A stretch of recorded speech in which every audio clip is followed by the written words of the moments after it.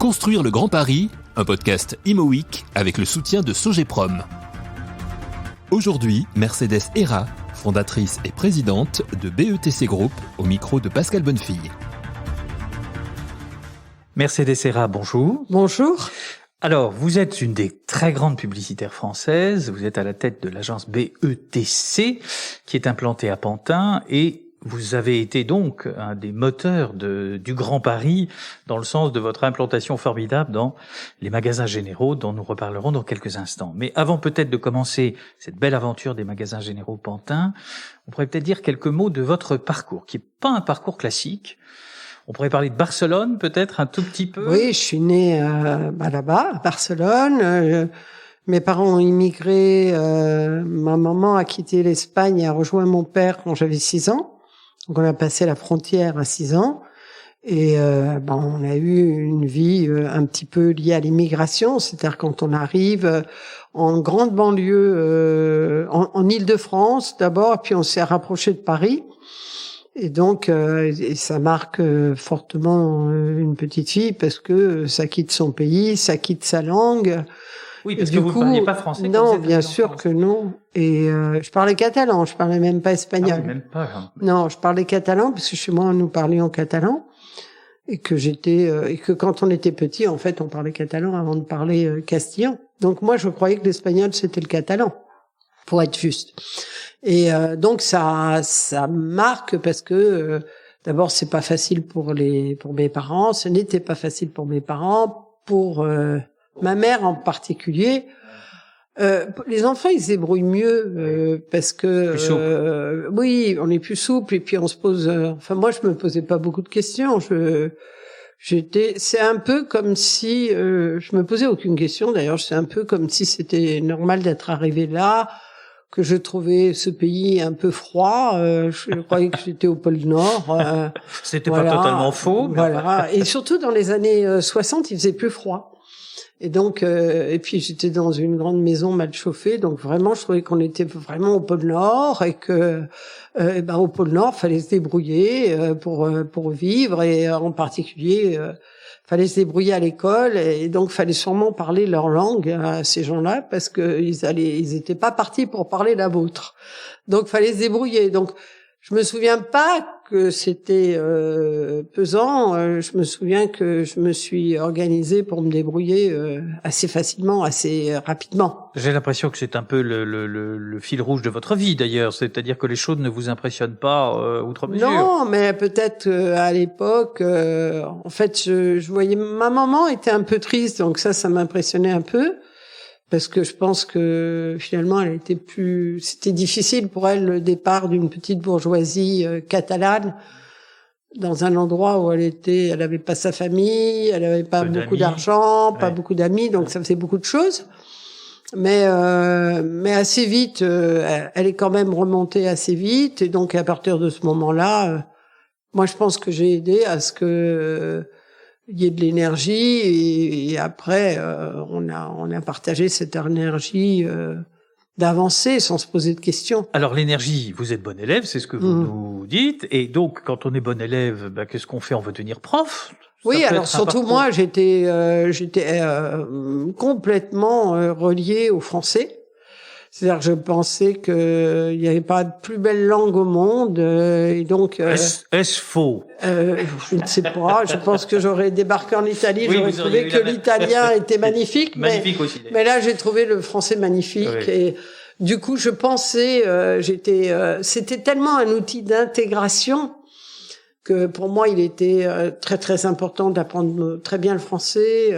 Puis c'est un sujet de moquerie des autres enfants, donc on se débrouille assez vite pour ne pas. En fait, très vite j'ai plus d'accent, très vite je parlais très bien français et très vite je suis devenue la meilleure en français et donc je pensais qu'il fallait faire comme étude la voie royale pour moi, c'était être prof de français. Je voyais pas autre chose. Ce que vous faites puisque vous avez un CAPES? Oui, j'ai fait un professorat.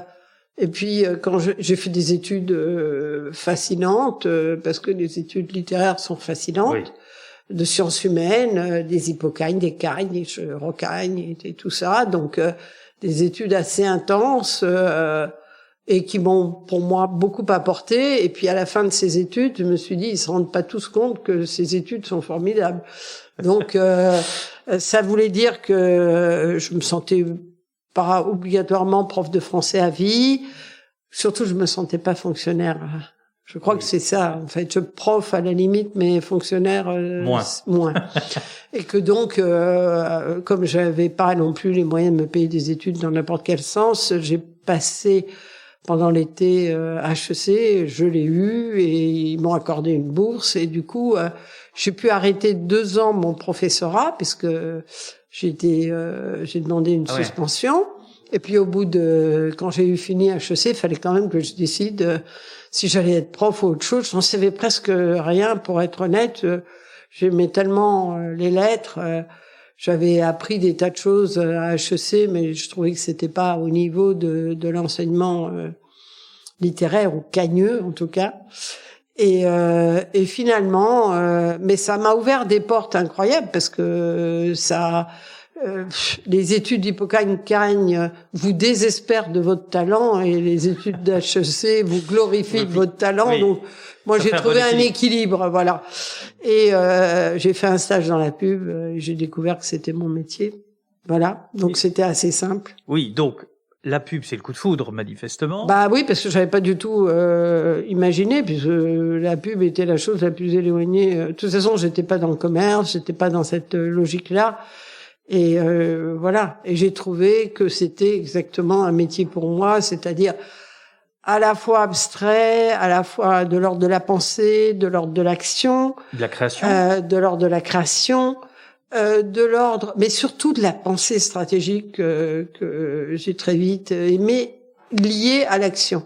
C'est-à-dire que penser pour rester à continuer à penser toute seule, j'ai mes moyens, j'aimais cette pensée qui se traduisait en actes et qui avait des résultats. Parce que si on pensait bien, ça amenait un résultat. Si on pensait mal, ça n'amenait pas obligatoirement. Donc, ce côté défi de la pensée, j'aimais ça. Cette côté abstrait, concret, j'aimais ça. J'ai aimé beaucoup de choses dans le métier. J'ai aimé son écriture créative, mais son écriture de la rigueur de la pensée. Le fait que l'enjeu était de comprendre les gens. Donc, ce ne sont que des sciences humaines. Donc, passionnant. Donc, de la rigueur des sciences humaines, j'ai aimé ça. Le fait aussi que c'était un métier, nous étions fournisseurs d'un client, donc, mais en gros, nous étions assez indépendants parce que on est dans une boîte et pas dans une boîte. On a un patron et pas un patron parce qu'en fait, le client est aussi votre patron, donc vous en avez plein. Quand on en a plein, on n'en a pas. Un peu moins, oui. Donc, c'était bien. Et tout ça correspondait bien. Je voyais bien que les gens trouvaient ça fatigant, moi pas. Donc je me suis dit, oula, peut-être que là... Et moi, je pense aussi qu'il faut trouver son métier et trouver un lieu de réussite. C'est-à-dire que je trouve que c'est toujours très éprouvant pour les gens quand on leur dit, vous avez qu'à faire des efforts, et puis ils font que ramer et tout. Il faut trouver un lieu où on est bien, où il y a une aisance. Et c'était mon lieu d'aisance à moi. Il y a plein d'autres lieux où j'aurais pas réussi du tout. Et ce lieu est un lieu naturel pour moi. Oui, j'ai l'impression quand même que il y a une il y a une forme de force, en vous. Je oui, la sens même quand vous parlez. Peut-être, mais j'aurais pas pu tout faire. Et je suis d'ailleurs je trouve que souvent les patrons sont pas assez humbles. En gros, on a de la chance quand même de tomber sur la chose qui vous réussit. Et d'ailleurs, je me dis que c'est un peu la problématique qu'on a avec tous nos enfants, de trouver un lieu où ils s'épanouissent, quoi. Et vous avez 5 enfants, si je ne m'abuse. Quand on s'épanouit, on compte plus. Alors moi, j'étais très absolue, c'est-à-dire je voulais pas un travail qui m'ennuie. Je sais pas jouer, donc si j'arrive dans un endroit qui m'ennuie, je n'y arrive pas très souvent. Donc je suis une fille d'effort, mais il faut que je considère que c'est moi qui ai accepté cette discipline et que cela me va. Et donc j'ai eu cette chance-là, donc cela m'allait bien. Donc, et ce qui est intéressant dans votre parcours, c'est que bien sûr votre parcours dans de grandes agences, on va pas toutes les citer. Dans peu d'agences d'ailleurs, parce que je crois pas beaucoup au trop changement. Oui. Voilà. Mais vous allez devenir la responsable. C'est-à-dire que c'est l'intérêt dans Oui. un parcours féminin. Alors on a le droit de me gifler quand je dis ça, mais malheureusement, et notamment dans l'immobilier, on le voit bien, c'est que souvent il y a cette fameuse paroi de verre où on est brillante, on est efficace, on est formidable, mais où on a un petit peu de mal à arriver à des fonctions de management. Alors, je pense que moi, j'ai eu une première chance qui est la vision que j'avais de moi-même. C'est-à-dire que je sais pas comment on est arrivé à ça. Je pense que l'air de rien, ma maman et mon papa, sans faire exprès, ils sont arrivés.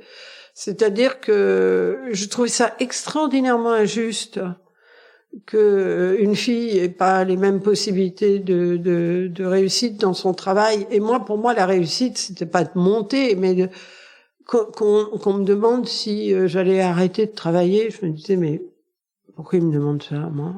Pourquoi ça me tombe dessus? Oui, parce que j'imagine, encore une fois, vous avez eu 5 enfants, donc j'imagine que vous avez eu beaucoup de questions de ce type-là. Oui, j'ai eu sans arrêt des questions. Voilà. Non, mais je sens bien que les filles se posent cette question-là. Bien C'est-à-dire, je sais que elles ont du mal, et ça les entrave, parce que dès que vous commencez à vous poser des questions, vous commencez à vous inquiéter vous-même. Moi, j'avais de la chance, je m'étais mis dans la tête que le travail à l'extérieur, c'était très sympa, et que que ma maman aurait peut-être dû travailler à l'extérieur plutôt que rester à l'intérieur, qu'elle était peut-être plus faite pour dehors que pour dedans, et qu'en gros, moi, j'avais inversé le problème, quoi. J'avais dit, oh là là, le travail à la maison, c'est vraiment le vrai travail dur, et à l'extérieur, c'est amusant. Voilà. Donc, je suis arrivée avec la passion du travail à l'extérieur. Donc, je ne comprenais pas quand on me posait des questions en me disant pourquoi, et je me disais, mais pourquoi on les pose pas au bonhomme qui est à côté de moi, quoi. Oui, parce que c'est une question qu'on ne pose jamais aux hommes. Bah non, on bien lui sûr. dit pas, est-ce que tu vas choisir entre ta vie professionnelle et ta vie privée? Mais quelle drôle d'idée. Et donc, je trouvais tout ça totalement injuste, et je ne doutais pas. À la limite, le doute m'a envahi plus tard qu'au début. Au début, j'étais absolument imperméable au doute, c'est-à-dire, je comprenais pas, j'adorais ça. Comme les femmes d'ailleurs, parce qu'on est un peu naïf sur ce plan-là, quand on m'a payé les premières fois, je me disais, c'est sympa qu'on te paye pour faire ce truc que t'aimes bien. Mais j'étais naïve, quoi. Mais je trouvais ça sympa qu'ils me payent, quoi. Voilà. Construire le Grand Paris, un podcast Imo Week avec le soutien de Sogeprom. Vous avez fondé donc BETC, l'agence qui vous occupe aujourd'hui. Alors BETC, c'est Rémi Babinet, c'est vous-même Mercedes Serra et c'est Éric Tonkyong. Mais vous voyez, c'est assez intéressant parce que moi j'étais à l'époque une fille très cotée dans la génération pub qui montait. J'étais identifiée, cotée, tout ce qu'on voulait. Mais on l'a d'abord proposé de créer une agence à Éric Tonkyong et à Rémi Babinet.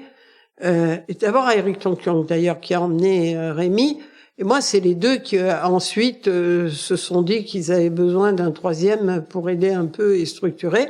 Et en l'occurrence d'une troisième. D'une troisième, mais ils avaient bien, je pense, comme idée derrière que j'allais un peu mettre de l'ordre, un truc de fille. De femme, oui. J'allais arriver, j'allais organiser leur désordre. Et donc qui explique les femmes des RH. Oui, etc. bah bien sûr. Où les femmes on est moins, on fait ce qu'on doit faire.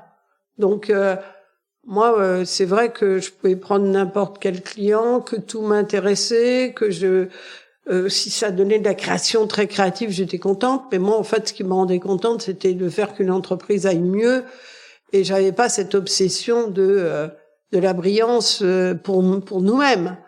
Et en tout cas, je les ai rejoints. Donc, en tout cas, c'est pas à moi qu'on a fait la proposition de prendre la tête de cette boîte. Et je les ai rejoints. C'est eux qui m'ont dit de les rejoindre. Et je les ai rejoints uniquement. J'étais très bien chez Saatchi, j'avais pas de problème. J'étais directrice générale, j'allais bien. Mais simplement parce que là aussi, je pensais que c'était important de créer une agence française. Et je pense que la France, depuis l'âge de mes 6 ans, m'a jamais quitté. Il y a toujours une raison française pour que je fasse quelque chose. Et ça me paraissait important. Donc, j'ai pas été pas bien chez Saatchi, j'étais très bien, très heureuse. Mais le projet de faire une agence française, ça m'a habité et ça m'a intéressé. Et avec parmi les plus beaux budgets qu'on connaisse, parce qu'il y a eu des campagnes on a commencé très petit, célèbres. On a commencé petit et on s'est beaucoup développé. En fait, c'est l'histoire d'une success story. On s'est développé sans cesse, autour de marques formidables avec une vision du métier qui était assez simple. D'abord, la considération que ce métier était un métier complexe, que donc il fallait l'ouvrir à de nombreux talents pour y arriver, qu'il y avait un enjeu de sens pour moi très important, c'est-à-dire qu'on pouvait pas dire n'importe quoi, qu'on avait un enjeu de respect du public, c'est-à-dire que plus on avait de talent et plus on respectait le public et plus on avait de la chance d'avoir des succès.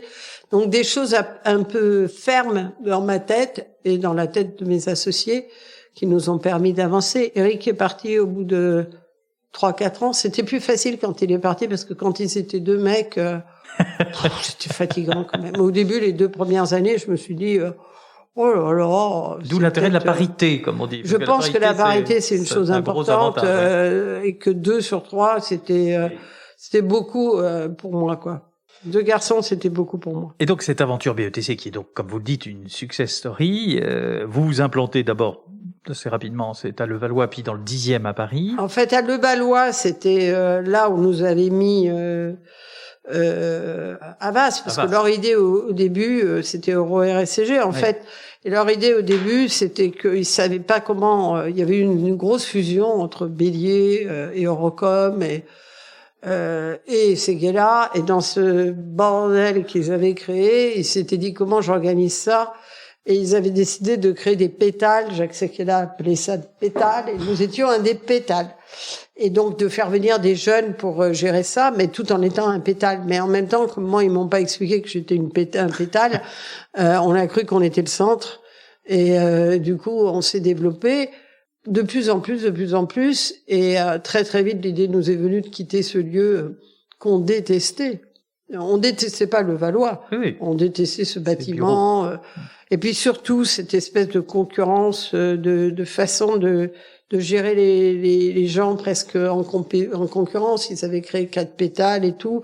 Moi, je trouvais ça hyper triste que quand on gagne, il y ait des gens qui soient tristes dans le même lieu. Et j'ai pensé que le fait d'être seul, sans comparaison, sans négativité, sans politique, sans tout ça, ça allait nous permettre de nous développer. C'est ce qui s'est passé. Donc, je me souviens très bien de la réunion où Jacques Séguéla nous a proposé un lieu. On allait avoir, évidemment, nous a-t-il dit, le plus bel endroit de ce lieu-là. Déjà, j'ai trouvé ça, honnêtement, un peu effrayant, parce que je me suis dit, alors les autres, ils ont le plus mauvais endroit. Oh là là, trop compliqué. Je me souviens très bien d'avoir dit que je préférais choisir moi-même mon papier toilette et que on voulait pas de ça, on voulait créer notre lieu. C'est ce qu'on a fait dans le 10e et c'était un moment magnifique. Et après le 10e... Et après, le 10e, c'était déjà une grosse aventure parce que ça paraît rigolo, mais le 10e, il y avait personne. Et c'est-à-dire, il y avait pas une entreprise et tout. Les voisins on a fait une fête de rue lors de notre première installation et les voisins nous ont marqué merci BETC parce que il y a personne qui venait dans ce lieu-là et c'était un lieu, on avait l'impression dans le 10e qu'on était déjà loin de Paris. Et d'ailleurs, nos clients venaient et quand je me souviendrai toujours d'une visite de client qui a dit c'est tellement exotique et là je me suis dit en disant le 10e au cœur de l'exotisme parisien quoi. Et c'est pas le QC comme on dit voilà. Et alors après cette très belle expérience dans le 10e. Et donc, dans le 10e, on a vu le 10e grandir. En fait, nous, on est habitués à voir nos alentours grandir, les gens se développer. Donc ça nous touche beaucoup. C'est probablement ce qui nous intéresse le plus, c'est de créer un écosystème où on fait du bien. Et donc, quand on a eu fini notre aventure du 10e, c'est-à-dire qu'on ne tenait plus, on avait créé un village, on avait créé d'autres endroits dans les rues on avait un peu envahi tout ça. On a cherché un endroit et on est tombé sur ce lieu qui était invraisemblable. Alors, ce lieu invraisemblable, c'est les magasins généraux qui ont été longtemps le grenier un peu de Paris où il y avait des stockages prodigieux. En fait, c'est un poste de douane, puisque les céréales et d'autres choses, mais beaucoup de céréales arrivaient dans ces magasins généraux, d'où le nom magasins généraux. Construit dans les années 30. Construit une architecture incroyable, industrielle, vraiment le 30 industriel. Construit aussi pour permettre aux grues d'accéder aux différents étages. C'est pour ça qu'il y a ces décrochages qui permettaient aux grues de se placer et de déposer les marchandises. Et donc ce lieu-là, qui était un lieu totalement abandonné, squatté, avec des très beaux graphes que vous avez conservés en termes de vidéos. En partie, oui, on a conservé pas mal de choses et on est tombé amoureux de ce lieu. Alors, avec quand même, j'imagine qu'il faut du courage, parce que moi j'ai vu le résultat après. Oui, d'ailleurs, j'invite vraiment tous ceux qui vont à Pantin ou qui peuvent y aller, c'est pas très compliqué. Oui, on peut prendre le métro, c'est très simple. D'aller voir ce bâtiment qui est vraiment magnifique. Mais j'ai vu les photos avant. Faut quand même un peu. En fait, je pense que c'est ce qui nous a excités, quoi. C'est-à-dire le truc impossible, quoi. Oui. Ça nous plaît énormément, surtout en architecture. En fait, là. D'abord, on a compris que c'était très beau. Et on est très, très sensible par notre culture au beau. C'est-à-dire, on pense quand même que si vous vous installiez dans un lieu beau, ça se passe mieux que dans un lieu moche, quoi.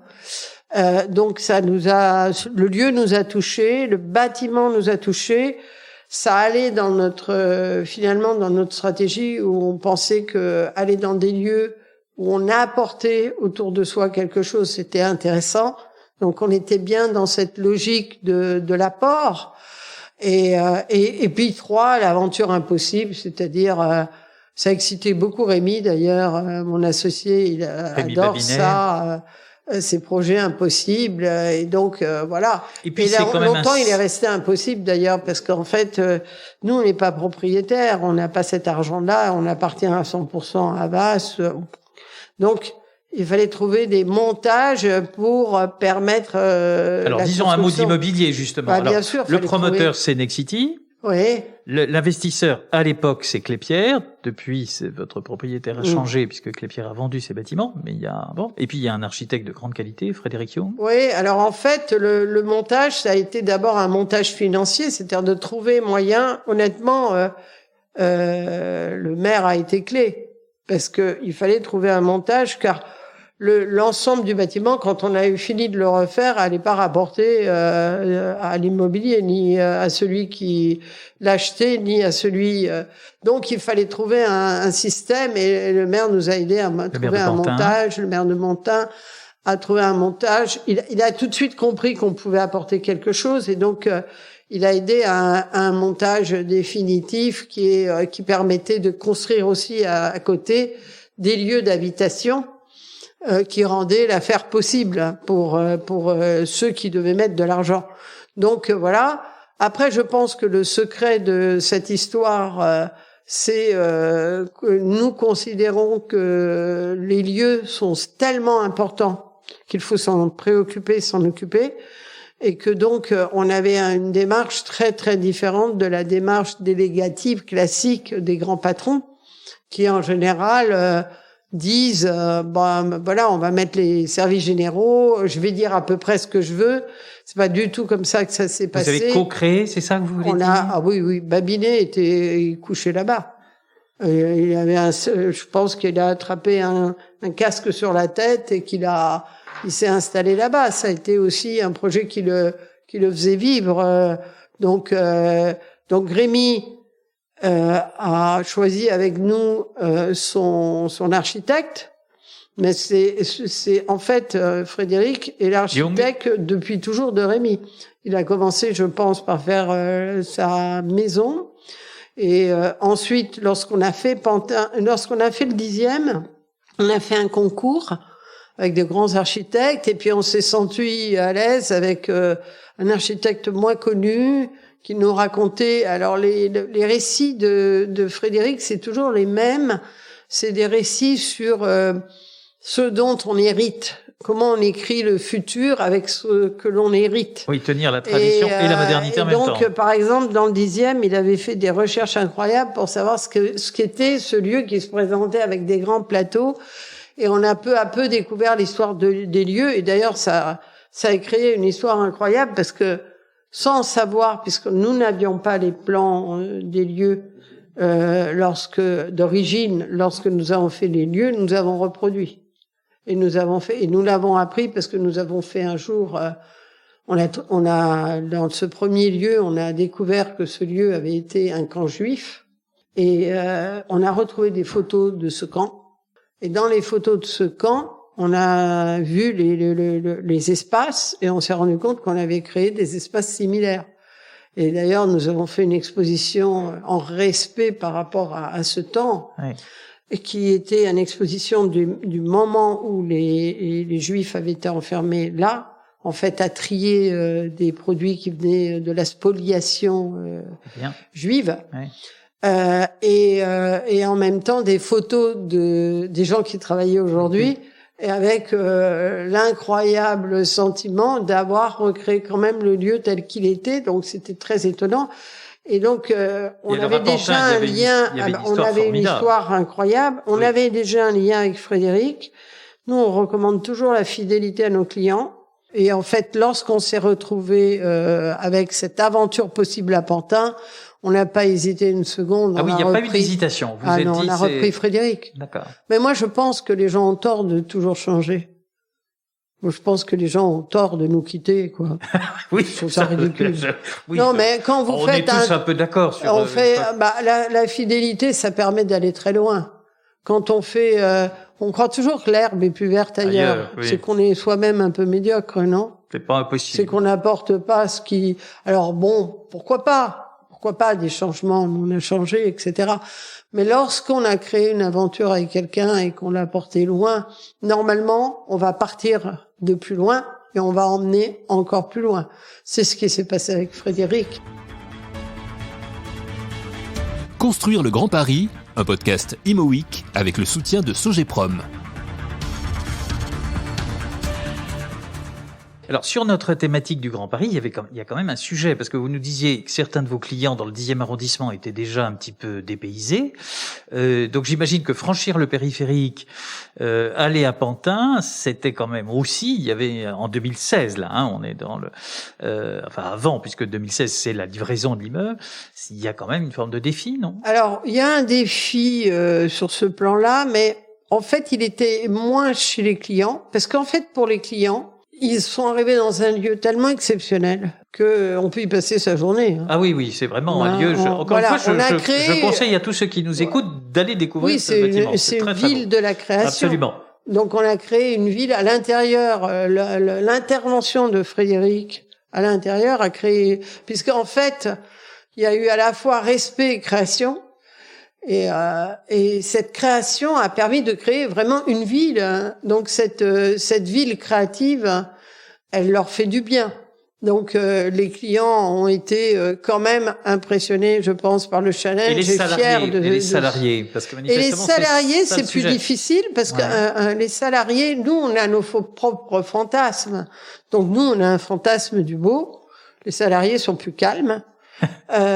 Et ils ont il y a des premières discussions qui sont simplement pour tous. Combien de temps on met pour y aller? Donc, en fait, ils ont mis 15 minutes, à peu près en moyenne, ils ont mis 15 à 20 minutes au maximum de plus, mais pas beaucoup plus. Mais ces 15 minutes, quand même, les inquiètent. D'autant plus qu'ils prenaient pas les mêmes lignes de métro que certaines lignes de métro, donc ils trouvaient la ligne de métro plus difficile. Après, moi je pense qu'à un moment donné, il faut avoir des points de vue dans la vie, et nos points de vue, moi aussi je viens de loin. C'est probablement moi qui suis le plus loin. D'ailleurs, Bolloré me disait, mais je comprends vraiment pas comment ta tête est faite, quoi. Tu t'en vas à l'opposé de chez toi. Oui. Vous habitez peut-être dans le sud. J'habite dans l'ouest parisien, donc j'habite à Garches, donc je mets des plombes. Mais c'est pas grave parce que ce lieu était tellement exceptionnel que on savait qu'on allait pouvoir créer quelque chose et on savait que finalement les gens allaient adhérer. Après, Rémi a beaucoup travaillé avec les gens. Alors, Rémi, il a cette qualité-là de travailler avec les gens et de pas travailler avec les gens. C'est-à-dire de comprendre aussi, nous, on sait faire des affiches, de faire des films. C'est un peu votre métier même, oui. Et on sait que faut quand même avoir des idées clés. Et faut discuter, mais à un moment, faut tenir le projet. Et Rémi, ça, il sait très bien le faire, c'est-à-dire discuter avec tous, tenir le projet. Et trancher. Et plus que trancher, tenir une force d'idée, ne jamais laisser la force de l'idée s'en aller, etc. Et donc voilà. Donc honnêtement, dans l'équilibre, il a beaucoup fait, même plus que moi. Je pense qu'on aime autant l'un que l'autre l'architecture, mais que moi j'avais d'autres combats, des combats du musée de l'immigration, etc. Donc vous êtes et que c'était important pour Rémi de pouvoir assurer ce lieu de façon très importante. C'était une expression. Il est très sensible au Grand Paris. Oui. Pour lui, c'est un enjeu d'importance. Et il a raison. Il a complètement. Donc. Et c'est pour ça quand même que cet immeuble, il a quand même une valeur symbolique. Ah, bien sûr, parce que de toute façon, il est toujours. On aime que les projets à idée. Donc, il est une idée. Oui. Il est une idée que le fait qu'on n'a pas le droit d'enfermer Paris avec un périphérique, que tout ça c'est bloqué, qu'il faut ouvrir ce périphérique, il faut dépasser ce périphérique, que la banlieue, ces univers de différence sont intéressants et sont capables d'une énergie nouvelle. Il est l'idée que la diversité est importante pour nous, qu'on peut pas être tous, que c'est quand même un petit peu grave en France, ces lieux où tout le monde se ressemble, où tous se ressemblent, et que donc on est des gens qui croient au mélange, qui croient au succès du mélange. Donc ça rejoignait aussi tout ce qu'on pensait sur l'immigration, tout ce qu'on pensait sur le mélange. Donc oui, ce lieu est une idée. Ce lieu aussi qui est le respect de la beauté, puisque cet immeuble est un immeuble très industriel. On voit que ça a été construit par des ingénieurs du béton. On a les piliers qui sont plus petits en bout parce qu'ils supportent moins de poids. Donc vraiment les industriels du béton. Mais ces lieux d'abord industriels qui comptent tant dans notre histoire et qui sont aussi des monuments, ça aussi c'était des choses qui comptaient pour nous. Et puis le respect et la création. Donc le respect, ça a été de respecter la façade de façon incroyable. Et elle est tellement moderne que lorsqu'un taxi me dépose, j'ai souvent comme question, mais ça a été bâti quand? Oui, c'est ça. Nouveau. Bien sûr, c'est un immeuble. Mais on n'a pas vu quand ça s'est bâti. Bien sûr. Bah, évidemment que je l'avais pas vu, puis vous étiez dans les années 30, donc je m'amuse beaucoup à dire oui quand j'ai commencé en 1930. Et il a du mal à vous croire. Voilà. Donc en fait, c'est extraordinairement moderne et en même temps, on y a apporté du courage parce que faire une brèche au centre, comme elle a été effectuée par Frédéric, c'est incroyable. C'est ça qui a permis de construire des passerelles entre les endroits et d'amener de la lumière et d'amener la nature aussi. C'est-à-dire, c'est un immeuble. On est au bord du canal de l'Ourcq. Qui est près de l'eau. C'est un immeuble, la brèche a amené les jardins à pénétrer les espaces, à amener des passerelles que nous traversons quand il fait beau, quand il fait froid, quand il pleut, et qui permet autant et cet aspect concret de la vie de pénétrer. Donc tout ça était pour nous très important. Et avec une forte modernité de l'organisation de l'espace du travail, moi je me souviens quand je l'ai visité, tout de suite on se dit face à ces bureaux plus anciens que on a pris un coup de vieux à tous égards. Ouais, alors on n'était pas d'accord avec Rémi sur je suis pas sûr encore qu'on est totalement d'accord mais je pense que oui. Ça a bougé en tout cas. Au début, le concept était vraiment bureau libre. Ce concept a été un concept formidable parce que en fait, les gens quand ils sont en open space et qu'ils prennent possession d'un bureau, ça consiste en quoi? Ça consiste dans l'accumulation de papier sur les tables pour se protéger je ne sais de quoi. Des autres, des piles, des trucs, etc. Et très vite, les lieux sont très encombrés. Donc, on est un peu tous les deux d'ailleurs, de façon différente, très sensibles à l'ordre et aux accumulations et au fait que les choses s'abîment parce qu'on accumule, et lui est très excessif aussi là-dessus. Donc, on a choisi le bureau libre. Et le bureau libre, ça a amené quelque chose d'immédiat. C'est qu'en un an, parce que on a travaillé ça bien avant l'emménagement. 2016. Bien sûr, tout le monde avait un ordinateur, tout le monde avait un téléphone, tout le monde avait tout a été numérisé, tout, absolument tout. Tout le monde avait accès à une box sur laquelle il pouvait retrouver ses documents avec son propre parcours. Et donc les gens ont été formés, digitalisés très fortement en une année. Et franchement, quand on est arrivé là-bas, c'était fait. C'est-à-dire que le bureau libre, c'est-à-dire on ne dépose pas de papier, on ne laisse pas des papiers parce que le bureau peut être occupé par un autre. Ça a pris tout de suite. On a même été extrêmement étonnés puisque on s'est quand même dit il va rester quelques papiers quand même. Et on a créé ce qu'on appelle le compactus, c'est-à-dire par business client, un lieu où on pouvait stocker les papiers.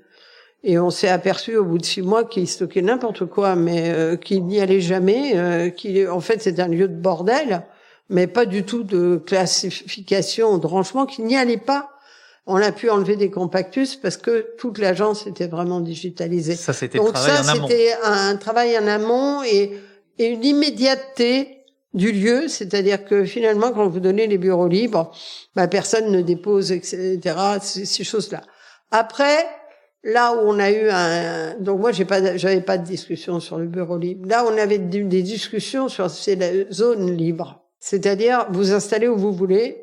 Ça, moi, je n'y crois pas. Je pense qu'on travaille en équipe. En équipe, hein, oui. Je crois qu'on travaille en équipe. Je pense que c'est même là, on a fait des analyses suite au Covid sur le télétravail. Et en fait, au début, le télétravail, oui, nous, on n'avait pas de doute parce qu'on avait déjà une journée de télétravail. Donc, les gens se sont mis très facilement au télétravail. Ils étaient organisés. Mais avec le temps, finalement, le télétravail, il y a une difficulté qui est énorme, c'est que en fait les âmes des entreprises se perdent. Et du coup, ça a requalifié les lieux d'une autre façon. C'est-à-dire que si les gens viennent à l'agence, c'est pour se retrouver.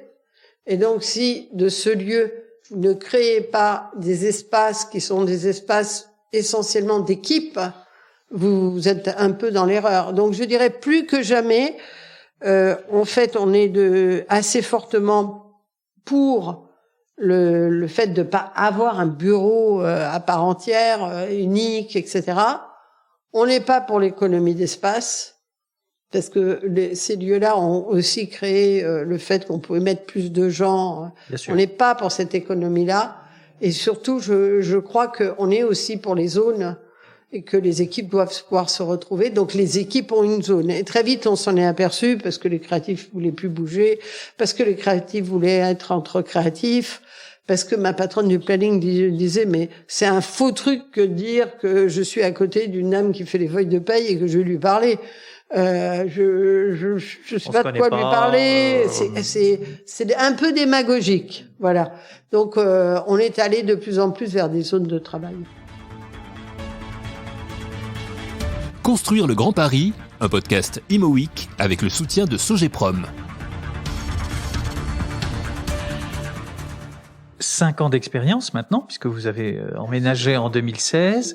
Qu'est-ce que vous tirez comme enseignement de cette implantation, d'abord de cette implantation géographique au-delà du périphérique, quel drame, et puis du fonctionnement de cet immeuble qui est quand même extrêmement novateur et innovant à tous égards? Je pense que la beauté du lieu, le calme aussi apporté par le fait d'être près d'un canal, le fait de sentir ce temps qui passe, le fait d'avoir un jardin, le fait d'avoir un gymnase, le fait d'avoir une cantine incroyable, tout ce qu'on a bâti Ça crée une espèce de rattachement formidable des équipes et des gens. Je pense que le lieu est très important, ce lieu est très important, que les gens sont fiers de ce lieu. En plus, il se passe beaucoup de choses dans ce lieu.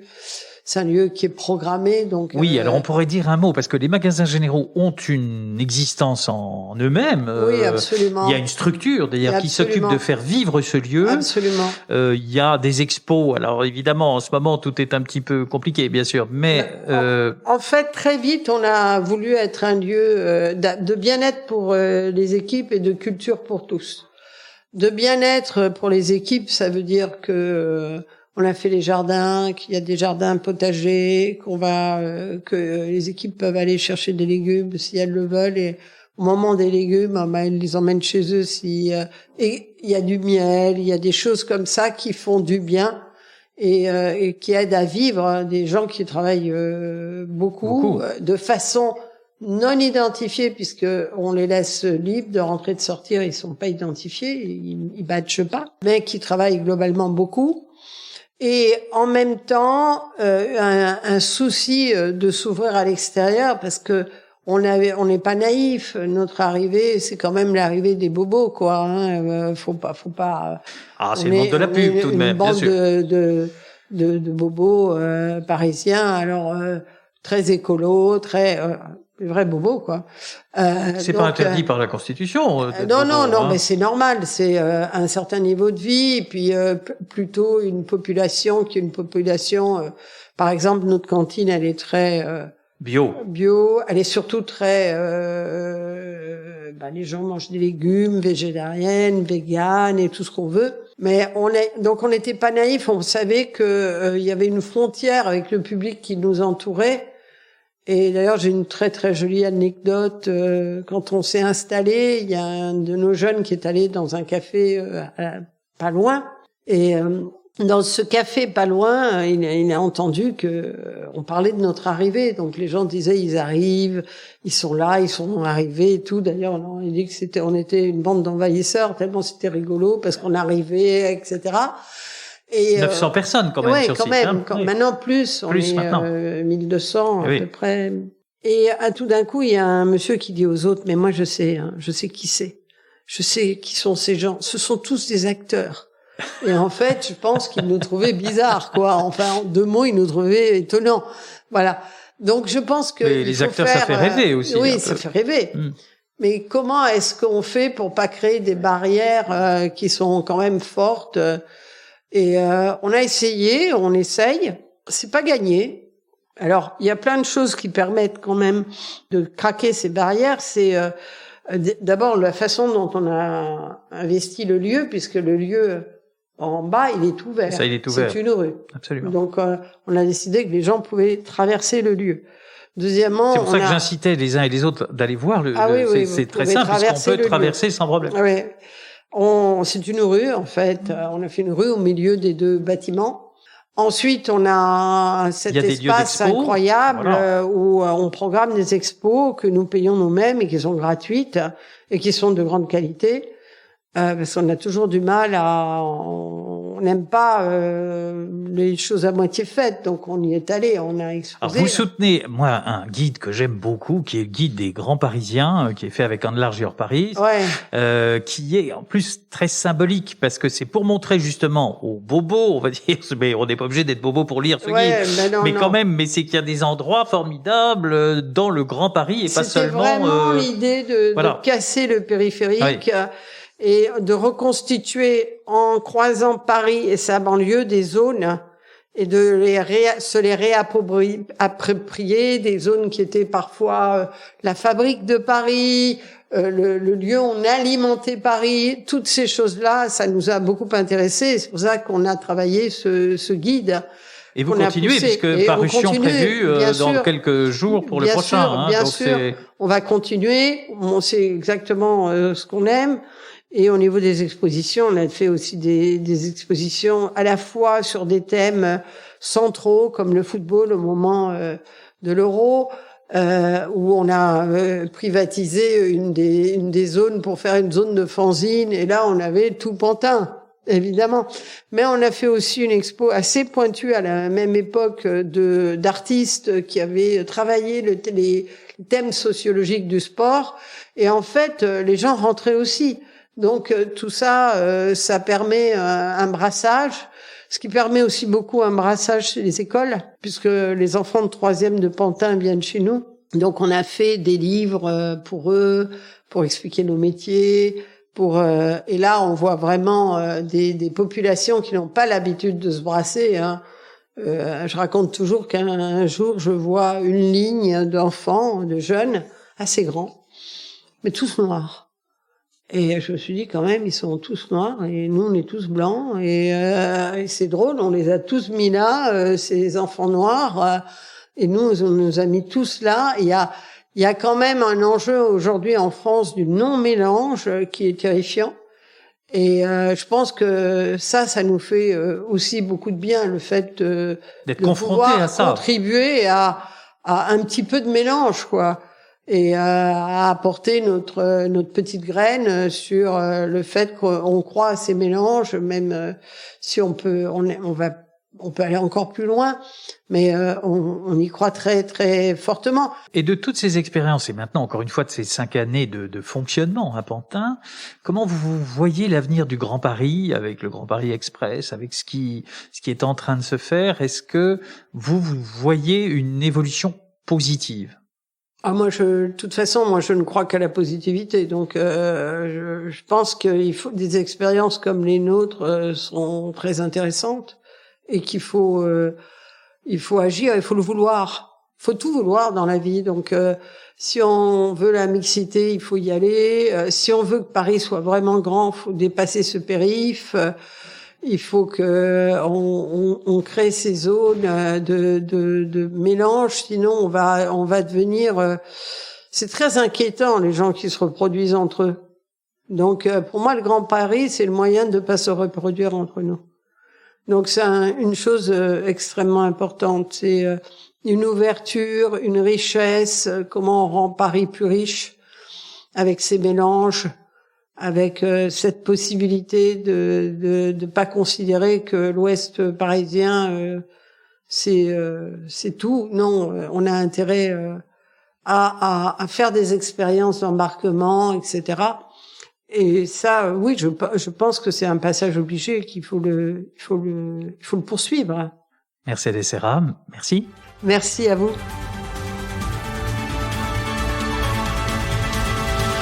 Construire le Grand Paris, un podcast Imo Week avec le soutien de Sogeprom.